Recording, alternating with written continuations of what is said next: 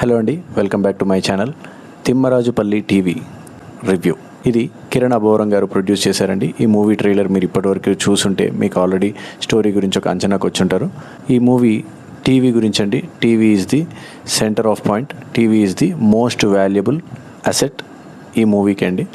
ఒకప్పుడు 90sలో ఈ మూవీని సెట్ చేశారండి. అది కూడా పల్లెటూరులో సెట్ చేశారండి. ప్రాంతం కూడా రాయలసీమ కుప్పం ప్రాంతంలో మూవీ సెట్ చేసి ఉందండి. మూవీ 90sలో సెట్ చేసి ఉంది కాబట్టి అప్పటికి టీవీ అనేది ఒక రేర్ కమోడిటీ కాబట్టి టీవీ చుట్టూతా చాలా జరుగుతూ ఉంటుందండి.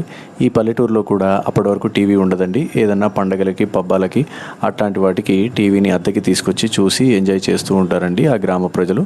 బట్ ఊర్లో ఒక అతను టీవీ కొనడానికి డిసైడ్ అవుతారండి. ఊర్లో ఫస్ట్ టీవీ నాదే అనిపించుకోవడానికి ముగ్గురు పోటీ పడుతూ ఉంటారండి. అందులో ఒక అతను మాత్రం అది సాధించేస్తాడు. కాబట్టి అది మిగతా ఇద్దరికి స్పోర్టివ్గా తీసుకున్నారా లేదంటే ఏమన్నా కుట్ర పన్నారా అనేది ఈ మూవీలో చూడొచ్చండి. టీవీ మీద అంత ఇంట్రెస్ట్గా ఉన్న గ్రామ ప్రజలు అప్పటి వరకు అద్దెకి తెచ్చుకుంటున్న వారు సడన్గా ఆ ఊర్లో ఒక అతను టీవీ కొనేసరికి అందరూ ఆ ఇంటికి చేరుతూ ఉంటారండి. ఆ ఇంట్లోనే టీవీ చూడడం, ఆ ఇంట్లోనే టైం గడపడం, ఆ ఇంట్లోనే ఉండడం ఇలా జరుగుతూ ఉంటుందండి. ఆ ఇంటికి రాకపోకలు చాలా వరకు ఆ టీవీ కోసం జరుగుతూ ఉంటాయండి. ఆ ఇంటి వారు దాన్ని ఎలా స్వీకరించారు, సంతోషంగా ఉన్నారా, దానివల్ల ఏమన్నా ఇబ్బంది పడ్డారా అనేది ఈ మూవీలో చూడాలండి. కొంతకాలం అంతా సంతోషంగా అంతా బాగానే గడిచిన తర్వాత సడన్గా ఆ టీవీ వల్ల ఒక సమస్య వస్తుందండి.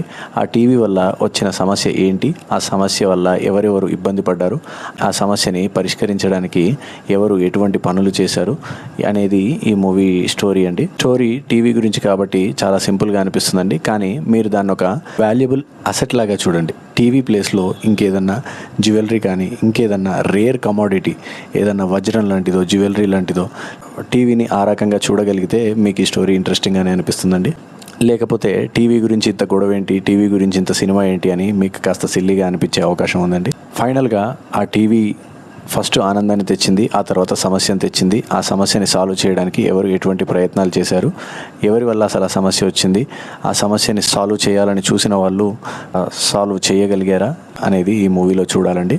ఈ సినిమాకి కథ ఎలాగైతే బలమో కథలో మలుపులు ట్విస్టులు కూడా అలాగే బలమండి. స్క్రీన్ ప్లే కూడా చాలా చక్కగా ఉంది. ఎప్పుడు ఏది రివీల్ చేయాలో అప్పుడు అది రివీల్ చేశారండి. చాలా చక్కగా అనిపించిందండి స్టోరీ, స్క్రీన్ ప్లే. డైలాగ్స్ విషయంలో మాత్రం నేను కాస్త ఇబ్బంది పడ్డానండి. మోస్ట్ ఆఫ్ ది టైం డైలాగ్స్ని ఫాలో అవ్వగలిగిన కొంచెం ఆ యాస వల్ల, ఆ కుప్పం యాస వల్ల నేను కొన్ని డైలాగ్స్ ఫాలో అవ్వలేకపోయానండి. బట్ నాకు అక్కడ ఏం జరుగుతుంది అనేది అయితే అర్థమయ్యింది. నటీనటులు అందరూ చాలా చక్కగా యాక్ట్ చేశారండి. ఎవరికి ఇచ్చిన పాత్రలో వాళ్ళు చాలా చక్కగా పర్ఫామ్ చేశారండి. ఎవరిని కూడా వీరు